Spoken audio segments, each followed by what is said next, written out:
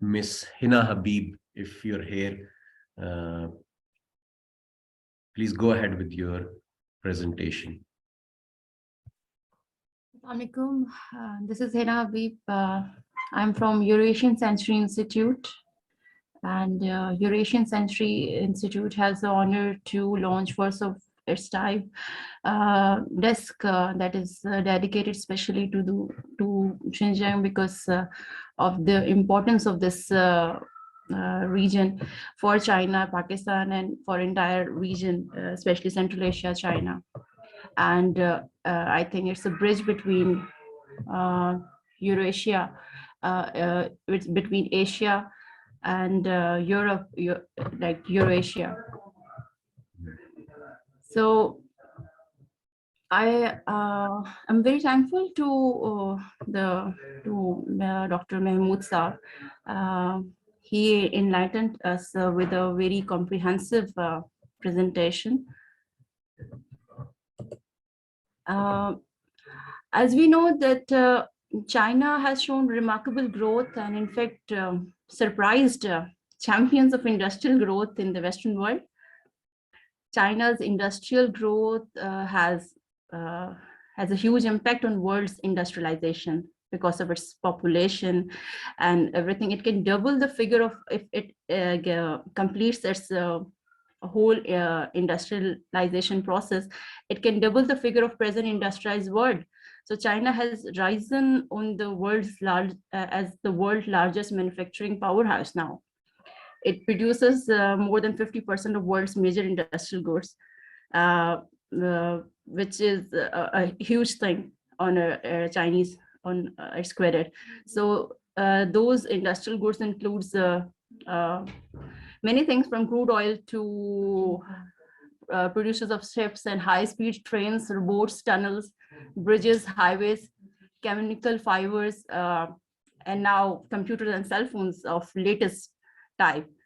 We can see I think made in China tag on almost everything in Pakistan, and even in America, the industrialized America. So it scares American as well. In 1978, as all of you have mentioned, that the reforms, the successful reforms and opening of China started by Deng Xiaoping, and that was based on political stability. Those reforms were based on political stability, and also reforms in the agriculture and promoted rural industries despite their primitive technologies. They shifted from labor intensive to capital intensive, as already mentioned by Sir. So many call the secret behind Chinese economic progress, the secret for me and for many sinologists or for many analysts around the world, they think that Chinese, the secret behind economic and Chinese progress is the Chinese activism and ability and willingness to learn fast. So that activism helped them to become largest, one of the second largest or largest superpower in the world. And based Chinese, as we know that Chinese GDP increased. If we see that from 1978 to 2018, the figures were that they increased 6 times. And this was not simply concentrated from among the richest poverty. Poverty declined substantially, and that poverty reduction strategy, it's now an inspiration for the Chinese model, is now an inspiration for the poverty reduction around the world. Similarly, they not only introduce their economic progress, they also introduce their internal programs, like they introduce the reduction in poverty, and their internal policies from Chinese Go Westward movement that benefited Xinjiang as well, and many economic initiatives were launched in Xinjiang. Among that, reforms were introduced in Xinjiang, and hence skillful people, they migrated to Xinjiang region and the Western China. And there was an exchange of labor that happened at that time, that exchange of labor from Western China to Central China as well. So under such programs, there were, I will focus on the Xinjiang economic zones, because economic zones were already comprehensively discussed in the previous presentation. So I'll focus on the economic zones that were launched in the Xinjiang region, and I'll here named few. First of all, the Urumqi Economic Zone, Technical Development Zone in Urumqi, and High-Tech Industrial Development Zone as well. The Shahzi Economic and Technical Development Zone that was established in 92, Yehin High-Tech Industrial Development Zone. And now coming to the Kashgar, that was already a trading hub and logistical bridge between Asia, South Asia and China and Central Asia. That city in 2010, Kashgar was approved to become a special economic zone and enjoyed special policies on industry, taxation, finance, land, and foreign trade. It was designed as a westward export processing base and commodity transfer center in Xinjiang. It is also aimed to serve as a new Eurasian land bridge to expand the international market in the Central and South Asian countries. So all above initiative boosted investment in Xinjiang and narrowed the economic gap between the less developed Western China and affluent East Coast. From 2014 to 2019, if we'll study the GDP of Xinjiang, it increased average annual growth rate of 7.2%, and per capita income in the Xinjiang increased 9.1% during the period. All the 35 million people of the region, their life lifted out of poverty. It has made unprecedented achievement in economic and social development and improvement of people's livelihood. So this is all something that we cannot find in the present international media, and it is opposite to such propaganda about that they also named that the lockdown strategy in Xinjiang is suffocating the people there. They are just the human right violation. But even during COVID-19, Xinjiang has registered better than expected economic growth. Xinjiang economy expanded 3.4% year on year in 2020 and 1.1 percentage points higher than the national GDP. So such growth implies that there's no persecution going on in Xinjiang, which we see in the media. That is opposite to the reality. And those articles and that were written in the international media, it looks that reports of human rights groups are quoted to support the stories, and they are misused. Western think tanks and universities also generate fake reports about Uyghurs. UN reports are also misused by Western media for this propaganda. All looks a part of US and its allies containment strategy, and that became evident by the military alliance they are doing within the region, and what is happening in South China Sea or in Taiwan and any other area, and what is we listen about Xinjiang international media. It looks like interference in the internal affairs of China, whereas they themselves violated international law. What happened in Iraq, we know about it. So I'll definitely now will ask the students to analyze things by considering the ground realities and by considering the things that are happening in the international political environment. This is the end. I think if anything, somebody wants to ask, they can ask me. That's it. Thank you. Thank you, Ms. Hina Habib. We shall be having a question answer session at the end. Thank you so much for your contribution. You shared some of the interesting points regarding the reform and opening up era in connection to the Xinjiang region, and you shared some of the indicators, the economic indicators of China and particularly the Xinjiang region, which should be the eye opener for those who want to believe, uh, those who believe in objective research, and people should not be stuck in the reports, the biased reports generated by the Western media.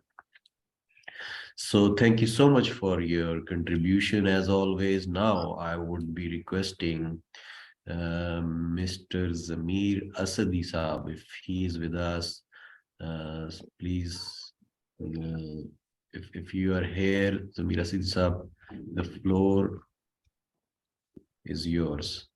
Thank you very much, Shamsab. And once again, thank you very much for all of the organizers who are hosting today's session and all of this program, the series. And I would like to say that it is definitely a great initiative that has invited all of us to share their ideas on various range of topics.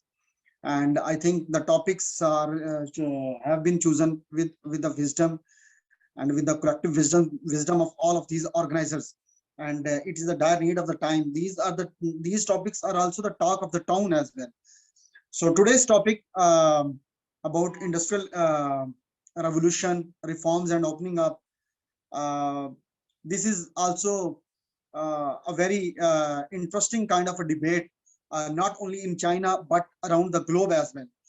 And I think the reason of the debate is that how China has developed. If you just go in 75 or 76 years ago, like the modern China founded in 1949. So there was a period, if you divide these two periods, like from 1949 to the 1980s, and after 1980s, when the reforms and opening up was there, and to today, like 2022, we are here in November 2022. So if you divide from 1949 to 2022, it's not a big period. Then how the international community is talking about it, although they are not talking about positively, they are always they are talking very negatively that how China have done this. It was not possible, and we have not seen in the history of any country that in just 70 or 75 years, you are the second largest economy of the world. You are just you are just everywhere in every economic market of the world. In every country, you have your good contributions as far as the trade volume is concerned, or as far as your exports are concerned. You are everywhere. So how it happened, how it became possible? So I think it was just a commitment, it was just a passion, it was just a right direction of the Chinese nation overall. And I think there are the times in the history of every nation that changes their fate and destiny. And that moment when you decide to take such big and major decisions, I think that moment is always is historical, and that needs to be remembered. So I think today's China, what we are seeing today, is all of the credit goes to Mr. Deng Xiaoping. The reforms and opening up policies that were introduced by that great guy who told the Chinese nation, or who told the upcoming generations, who generated a message that we cannot live in poverty, we cannot live in a way that the Western governments and or America, they will be abusing us, or they will be pressurizing us. We have to build ourselves, we have to stand ourselves. So I think that was the moment in the history of the Chinese nation that decided, yes, China is going to reform itself. China is going to take the reforms and opening up policies, and China is there to lead the economic governance system of the world. So I think these socio-economic reforms, opening up policies, and the industrial revolution, all of these terms and all of these ideas have changed the China, and it was not overnight change. It was, historically, you see, China was a great power of economic power. The Chinese traders, they were moving from China to all of the to different parts of the world by using the Silk Road at that time. So I was reading a research report that Silk Road and the ancient Silk Road was the beginning of the reforms and opening up policies of China. It is not that we cannot say that it happened in 1980s. The reforms and opening up started from the day when the first Chinese trader left China and moved towards different parts of the world with their products to introduce China. So that was the starting period of the reforms and opening up, and we are witnessing these great changes today. So I think recently the 20th National Party Congress of the Communist Party of China have just held. So there was a quotation of the President Xi Jinping, the president who is leading China, and who is the China under the leadership of the Xi Jinping is making and recording the new strides of the development in front of the world. And the world is very surprised at how Mr. Xi Jinping have changed the soft image of China, presented the soft image of China to the world, and how it has how Mr. Xi Jinping have changed the development dynamics of China. So the Mr. Xi Jinping have said that we must fully and faithfully apply the new development philosophy on all fronts, continue reforms to develop the socialist market economy, promote high standard opening up, and accelerate efforts to foster a new pattern of development that is focused on the domestic economy and feature positive interplay between domestic and international economic flows. So if you focus on it, this statement of the President Xi tells us about the commitment of the Chinese nation and about the future path of the Chinese nation, that what China is thinking about, how China is going to adopt the new development philosophy introduced by the Communist Party of China under the leadership of the President Xi Jinping. So that's why the Chinese nation across the board, they have the huge regard and they have the huge respect for Mr. Xi Jinping, that as he has changed the development patterns of the country. And these development patterns of the China have changed the image of China in front of the world. And the international community is looking forward towards China. And every other country, like we have seen just in the G20, Italian Prime Minister and the other European leaders, they were very keen to meet with President Xi Jinping.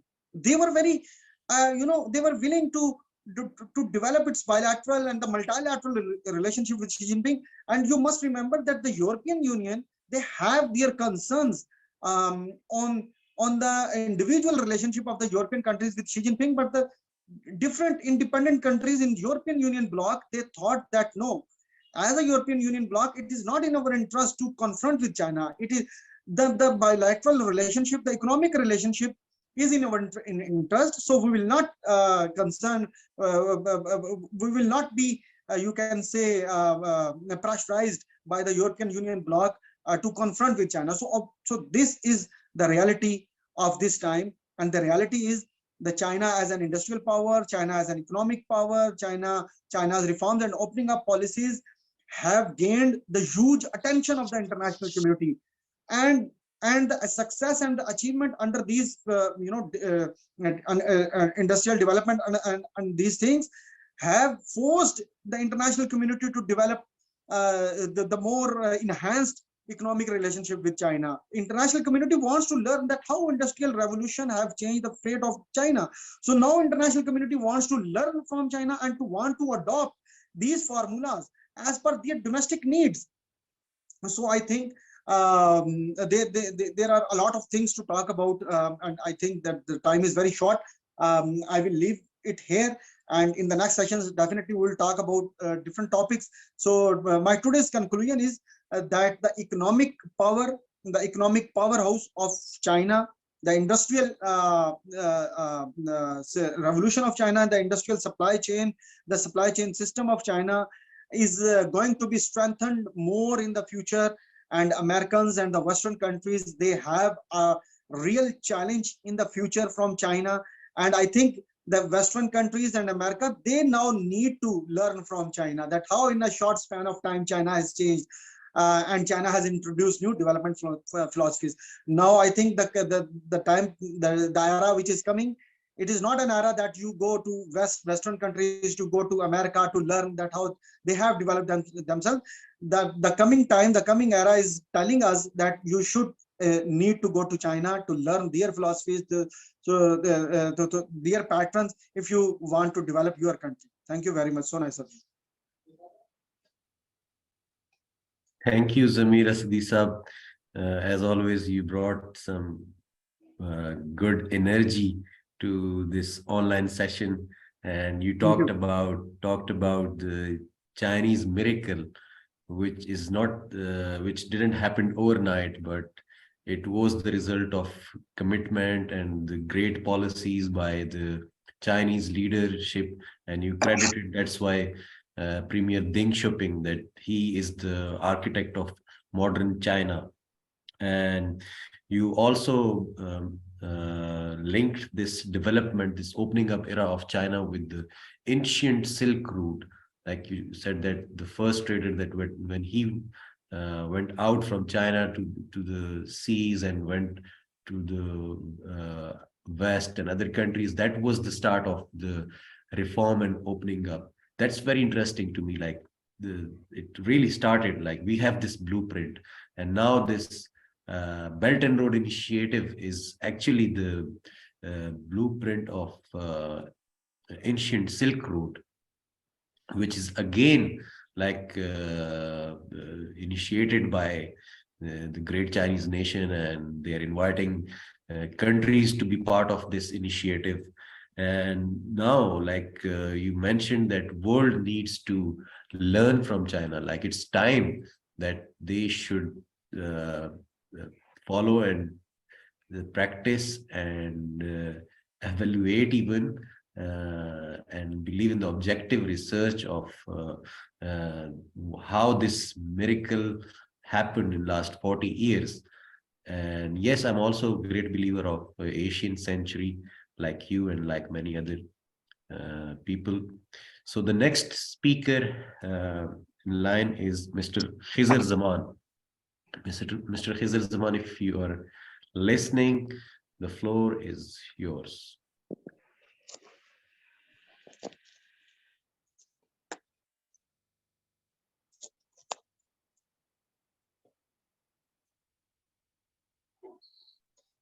Please unmute your microphone, Mr. Khizar Zaman, so we can listen. Yeah. I think I am audible now. Thank you. Please proceed. Thank you, sir. Most of the points have been discussed during the presentation of Dr. Mahmood Saab, and later most points were also discussed by Ms. Hina Habib. I would like to add one or two points here very briefly. China's economy was stagnant after decades of war, and during 1978, Deng Xiaoping has adjusted some capital practices to market economy reforms. And these practices were rightly called as socialism with Chinese characteristics. It allowed private ownership and private businesses to operate using Chinese infrastructure. Secondly, it had introduced dual price system in which state-owned enterprises could sell products at higher market price after government quota has reached.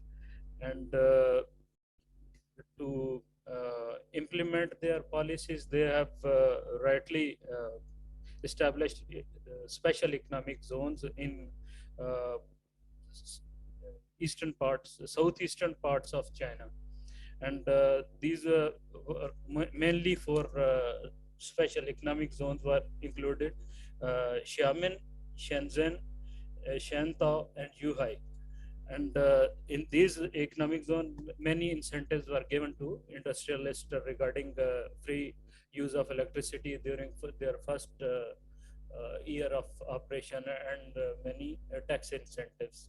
So many technical companies like if we take example of today, many technical companies such as Dell, HP, and IT companies are operating over there because of their free electricity during their first year of operation.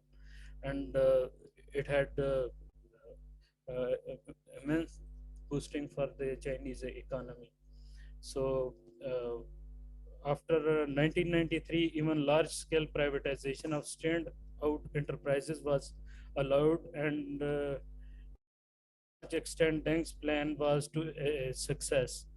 China's GDP rose from 10,000 billion yuan in 1978 to 70,000 billion yuan in 2016, and lifting 800 million people from poverty. These have already been discussed.